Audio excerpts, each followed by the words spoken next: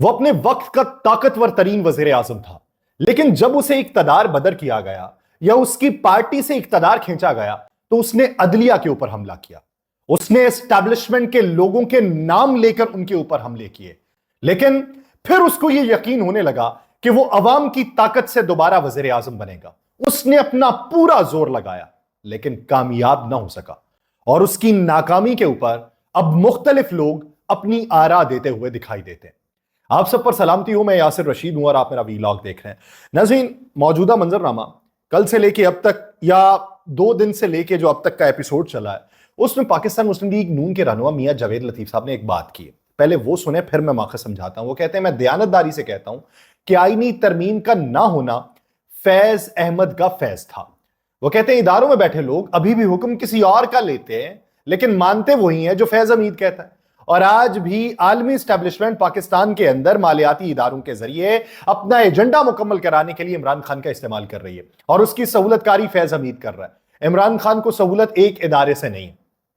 اب میاں جاوید لطیف صاحب نے یہ جو بات کی ہے، اب کیا یہ بات آئین، قانون یا جمہوریت کے پیرائے کے اندر ہے؟ ایک شخص جس کا کورٹ مارشل ہے، ایک شخص جو اس وقت حراست کے اندر ہے، ایک شخص جس سے ابھی تفتیش کا عمل پورا جاری ہے، ایک شخص کہ جس کے بارے میں ابھی ورڈکٹ آنی ہے، اور ایک شخص جس کو لے کے باتیں یہ ہو رہی تھیں کہ اسٹیبلشمنٹ کے اندر اگر کوئی تفریق ڈالنے کی کوشش کرے گا تو اس کو تحویل میں لے کے واضح طور پہ پیغام دیا کہ اس کی اجازت کسی کو نہیں دی جائے گی، اور آپ بیٹھ کے اسی شخص کے بارے میں باتیں کر رہے ہیں۔ تو یعنی آپ خود ادارے کے اندر تفریق ڈالنا چاہتے ہیں، حکومت بھی آپ کی موجود ہے لیکن آپ کے کارنامے کیا ہیں؟ کیا یہ پہلی بار ہے کہ پاکستان کے اندر ایسا ہو رہا ہے؟ دنیا کے اندر بھی ہوتا ہے۔ سعودی عدالت نے ایک لیفٹیننٹ جنرل کو ملازمت سے فارغ کر کے 20 سال قید اور 10 لاکھ ریال جرمانے کی سزا سنائی ہے۔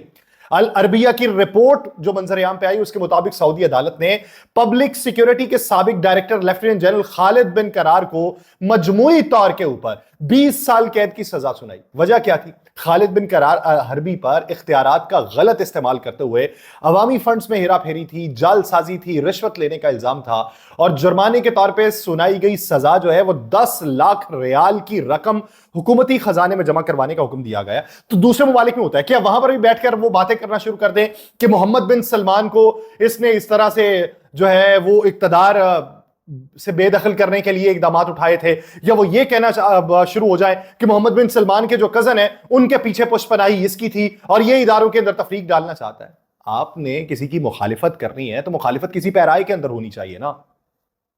صرف اپنی سیاست چمکانے کے لیے آپ الزامات در الزامات کی سیاست کرتے چلے جا رہے ہیں، اور آپ کو یہ معلوم ہے کہ آپ اس شخص پہ الزام لگا سکتے ہیں کیونکہ وہ تحویل کے اندر ہے، اور آپ کوئی بھی الزام لگا دیں گے، ابھی اس کا فیصلہ آنے دیں۔ دوسری بات یہ ہے کہ آپ خود ادارے کے اندر تفریق ڈالنے کی کوشش کر رہے ہیں، اور یہ عمل بھی کچھ اور نہیں تو بغاوت کے زمرے میں آتا ہے کہ آپ نے باقاعدہ طور پہ کسی دوسرے کو پیغام دیا جو یہ پیغام دے رہے ہیں کہ یکجہتی ہے ہمارے اندر، جو یہ پیغام دے رہے ہیں ہم ٹالریٹ نہیں کریں گے، اور آپ یہ کہہ رہے ہیں کہ اس ادارے کے اندر تفریق ہے، اور آپ جو اس طرح کی آگ بھڑکانے کی کوشش کر رہے ہیں، تو پھر اس کے نتائج کیا نکلیں گے؟ وہ ذرا میاں صاحب سے پوچھیں نا کہ میاں صاحب کو جب وہ خود راضی ہو گئے تھے تو اس کے بعد کیا وہ انکاری بھی ہوئے کہ یا نہیں ہوئے؟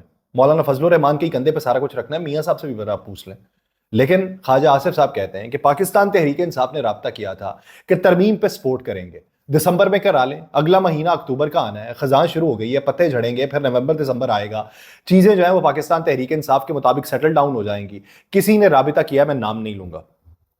اچھا، خواجہ صاحب کی طرف سے یہ جو بات ہے، میں ان دنوں میں ہونے والی بہت سی باتوں کے اوپر، جس طرح خواجہ صاحب کے مطابق نمبر گیم پوری تھی، خواجہ صاحب کے مطابق یہ ترمیم بھی ہو جانی تھی، فیصل واوڈا صاحب نے جو کہا کہ نااہل اور نکموں سے کیا امید کی جا سکتی ہے، یہ سیاست کے چیمپئن آ رہے ہیں، ان سے پوچھ لیں کہ کیوں ناکامی ہوئی۔ یہ جو تھپیڑے آپ کو حالات کے پڑ رہے ہیں، اور ان لوگوں کی طرف سے پڑھ رہے ہیں کہ جن لوگوں کے اوپر آپ تکیہ کر رہے تھے، اب وہی جن کے اوپر تکیہ کیا ہوا تھا وہی پتے جب ہوا دینے لگے ہیں، تو آپ کو یہ احساس ہونے لگا ہے کہ کیا ہوا ہے۔ میاں صاحب نے بھی جو پہلے اگری کیا، اس کے بعد معلوم یہ پڑا کہ جب میاں صاحب کو مسودے کا معلوم پڑا اور اس کے نکات کا معلوم پڑا، اس کے ڈرافٹ کو جب ان تک پہنچایا گیا تو میاں صاحب نے بھی گاڑی نکالی اور لاہور آ گئے۔ ذرا پوچھ لیں۔ دوسری طرف مولانا فضل الرحمان صاحب جو ہیں وہ سابق صدر عارف علوی صاحب سے انہوں نے ملاقات کی ہے، آئینی ترمیم کے حوالے سے مجوزہ تجاویز کے اوپر جو ہے وہ جائزہ لیا گیا ہے، اتفاق نہیں ہوا۔ لیکن میں نے کل کے ولاگ کے اندر یہ بات کی تھی کہ پاکستان تحریک انصاف کہیں نہ کہیں پر مان ضرور گئی تھی. اب وہ کن شرائط کی بنیاد پہ مانی تھی؟ وہ یہ چیزوں کے اوپر مانی ہوگی کیونکہ ایک آپ علیحدہ سے عدالت بنانا چاہتے ہیں جسے آپ آئینی عدالت کی بات کر رہے ہیں. تو پارلیمان نے جو پہلے سپریم کورٹ بنائی تھی جس کی بنیاد رکھی گئی تھی وہ بنیاد کیا غلط تھی؟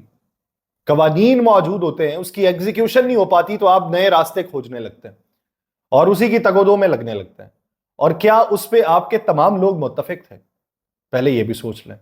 پھر دوسری بات یہ کہ علی امین گنڈا پور صاحب نے یہ کہہ دیا کہ عدلیہ کے ساتھ ہم کھڑے، یہ آئینی ترامیم جو ہے یہ جمہوریت کے اوپر حملہ ہے اور یہ حملہ کبھی بھی کامیاب نہیں ہونے دیں گے. جو اپنے آپ کو جمہوری پارٹی کہتے ہیں ان کو شرم آنی چاہیے، اس طرح کی ترامیم کو لانے پہ ان کو ہم شکست دیں گے.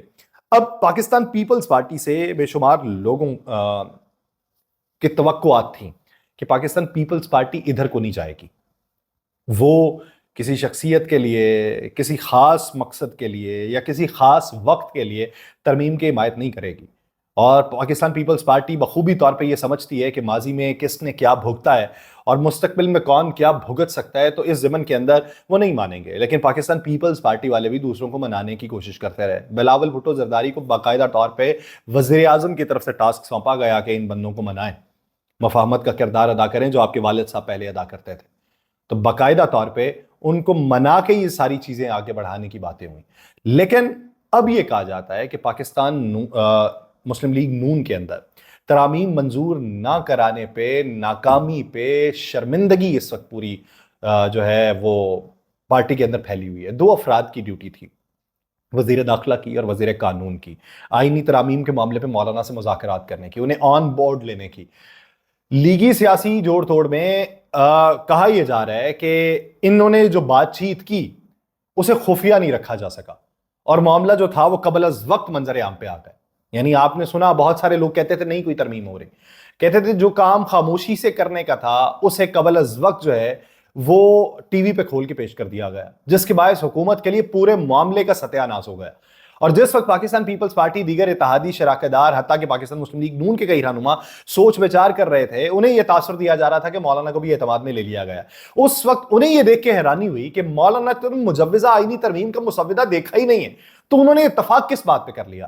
اس پورے معاملے کے اندر بعد میں اسحاق ڈار صاحب بعد میں شامل ہوئے اور وزیر اعظم بھی مولانا کی رہائش گاہ پہ پہنچے. کہا جاتا ہے کہ اس وقت جو گیم تھی وہ ہاتھ سے نکل گئی تھی. ایوان صدر نے بھی کوشش کی، جبکہ بلاول بھی جے یو آئی فے کے سربراہ سے ملنے کے لیے گئے، لیکن حکومت کے لیے کوئی راہ نہ نکل پائی. اور ایسے معاملات میں سب کچھ حتمی طے ہونے کے بعد باتیں سامنے آتی ہیں. لیکن اس معاملے میں مولانا سے کوئی ڈیل کیے بغیر قومی اسمبلی اور سینٹ کے اجلاس طلب کر لیے گئے. بہت سی باتیں کی جا رہی تھیں کہ فلاں پیشکش کی گئی، فلاں پیشکش کی گئی، فلاں پیشکش کی گئی. کہا جاتا ہے کہ وہ کوئی حتمی معاملہ ہونے سے پہلے ہی جو ہے اجلاس طلب ہو گئے. اور یہ آئینی ترمیمی پیکج جو تھا یہ پہلے تو بدھ کو پیش کیا جانا تھا، لیکن ارادہ ترک ہوا، عددی قوت پوری نہیں تھی جس کی وجہ سے اس میں تاخیر ہوئی. پھر پاکستان تحریک انصاف سے ووٹوں کی مطلوبہ تعداد پوری تھی، لیکن مولانا کی وجہ سے معاملہ خراب ہو گیا، جس سے حکومت بالخصوص نون لیگ کو شدید خفت کا سامنا کرنا پڑا ہے اور باقاعدہ طور پہ ایک دوسرے کو ٹٹول کے پوچھ رہے ہیں کہ بھائی بنا کیا. اور مولانا کو منانا اب موجودہ صورتحال میں مشکل ہوگا. لیکن ایک اور سورسز یہ بتاتے ہیں کہ یہ کام پورا کرنے کے لیے زبردست کوشش کی جا رہی ہے اور کی جائے گی بھی. حکومت کے پاس ہدف کے حصول کے سوا آپشن کوئی نہیں، لیکن نون لیگ اور اتحادی جماعتیں ان کو بھاری قیمت چکانے سے بچانے کی ہر حربے آزمانے کی تدبیر اس وقت کی جا رہی ہے. اور ہفتے کے آخری دنوں میں گڑبڑ کے باوجود اس معاملے کو مردہ قرار دے کر چھوڑنے کے متحمل یہ کوئی بھی نہیں ہو رہا. وہ کہتے ہیں کہ 15 روز میں اگر منظور نہیں کرواتے تو ہمارے پاس کوئی آپشن نہیں، اور ہمارے پاس عددی قوت تھی، ہمارے پاس پیشکش بھی تھی، لیکن مولانا کی وجہ سے معاملہ تاخیر کا شکار ہو گیا اور حکومت اس معاملے کو اس طریقے سے چھوڑنے پہ آمادہ ہی نہیں ہے. وہ جس طرح حسن نثار صاحب کہتے ہیں جی کہ میں لاہور میں ہوں اور روزانہ 3 کلومیٹر واک کرتا ہوں، مولانا کا کبھی کسی نے نام ہی نہیں لیا. تو انہوں نے کہا جی پچھلے 2 دنوں سے مولانا کا ہی نام ہر شخص لیتا جا رہا ہے، جو شخص باتیں کرتے ہیں وہ مولانا کی باتیں کر رہے ہیں. تو ابھی بہت ساری جگہوں پہ کہا جاتا ہے کہ جسٹس منصور علی شاہ کے چیف جسٹس بننے کی کوئی فکر نہیں ہے. کچھ اور معاملات ہیں جو پریشانی کا باعث بنے ہوئے ہیں اور اس وجہ سے وہ حمایت حاصل کرنے کی حد الامکان کوشش کر رہے ہیں. لیکن میں نے کل بھی یہ بات کہی تھی کہ مولانا کو جب یہ جملہ پتا چلا تھا کہ مولانا اگر ہم سے نہیں مانے تو مولانا کسی کے کہنے میں مان جائیں گے, مولانا نے اس بات کا غصہ کیا. لیکن ڈرافٹ تب بھی نہیں پڑا ہوا تھا, مشروط حمایت کا پھر بھی انہوں نے اعلان کر دیا تھا. لیکن چیزیں جو یہاں سے تبدیل ہوئی ہیں, اب یہ کس کے پلڑے میں کس کا وزن ڈالیں گی, کچھ دنوں میں دیکھ لیں. مجھے دیجیے اجازت, اللہ نے کے پاس.